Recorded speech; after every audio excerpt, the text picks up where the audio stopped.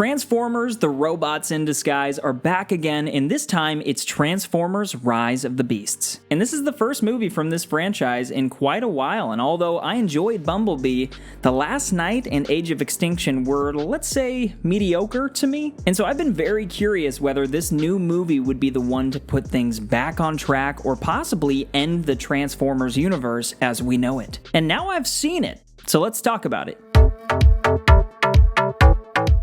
What's up everyone, and welcome back to Jones Vibes, and Transformers Rise of the Beasts is now out, and I'm honestly really excited to be talking about it. This is going to be mostly a spoiler-free review, but there will be a few towards the end, and I'll make sure to give a warning before I get to them. But hit the like button if you're a fan of Transformers. Personally, I'm a pretty big fan. I think that the first Transformers from Michael Bay is the second best blockbuster of all time, only underneath Die Hard. For its time, it was just revolutionary. Michael Bay's style was still very fresh, and everything about that first movie was just so classic. Shia LaBeouf, Megan Fox, John Turturro, the action was insane, the story had heart, and then it ends with What I've Done by Linkin Park. One of my favorite bands. It just doesn't get any better. But 2 and 3 were okay, and I could go into more detail. Maybe I'll do like a rank video or something, but right around that time, Mark Wahlberg joined the team and Shia LaBeouf left. And after that, things just got weird. The movies lost their touch. Obviously, that's just my opinion, but like I said up front, I enjoyed Bumblebee. It was just such a standalone. I wasn't sure if we'd get more, but this was the one. I saw the trailer for it and I kind of got hyped, and right out of the gate, I just want to say this plainly. If you're hoping for a good Transformers movie, I think you're gonna get it. Obviously, everyone has their own opinion, but I had an absolute blast with this film. The first 40 minutes are awesome, and then towards the middle things get a little clunky. There were some dialogue issues for me, so I wasn't sure how I was feeling, but man,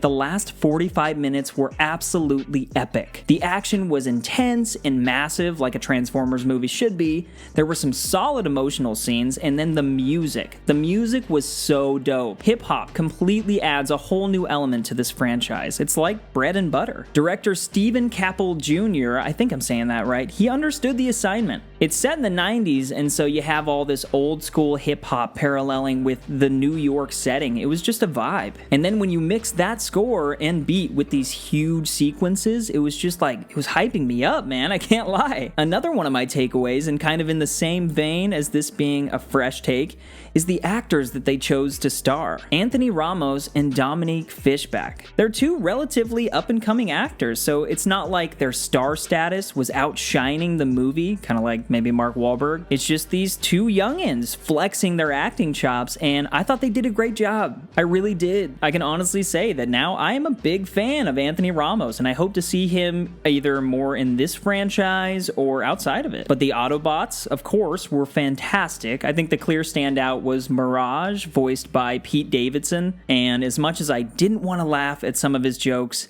I did. Very hard. He was a compelling character. But then, yeah, the Autobots mixed with the MAXIMALS made for some solid good guys, and then you had the bad guys, the Terracons and Scourge. And they were really evil, and honestly, it was kind of nice just to not be fighting the Decepticons for once. There's this massive third act, and everything comes together, and like I said, it just absolutely rules. It's a great time in the theater, and I highly suggest it. As for my Jones Vibe star rating, I'm going to give this movie 4 out of 5 stars. I don't think I would have believed I'd be giving it 4 out of 5 stars midway through, but man, the ending just blew me away. But really quick, I want to give a spoiler warning because I'm going to be talking about something. There really is only one spoiler that I want to talk about, and that is this post-credit scene or mid-credit scene where Noah is offered a job, and I was thinking it was going to be Sector 7, but no, it was G.I. Joe. And I was like, what? That's crazy. And I wonder if there are any plans for sort of a setup or a team up. I think that would be awesome. And I think that this movie is good enough to jumpstart that. I hope it does good enough at the box office. Honestly, when you think about it, most of the G.I. Joe movies have not been that great. So I'd like to see someone really give it a go. And then you mix in some Autobots in there and bro, let's go. But anyway, guys, did you see Transformers Rise of the Beasts? If so, what did you think? Please let me know all of your thoughts down in the comments and be sure to spread the the good vibes. Also, if you stuck with me this far, please hit the like button. I'd really appreciate that support. It means more than you know. And also, I'd love to see you when you come back. So hit subscribe, and if you're looking for more movie and television talk, I'll clip some at the end so you can keep on watching. But Transformers Rise of the Beasts is here. But what comes next?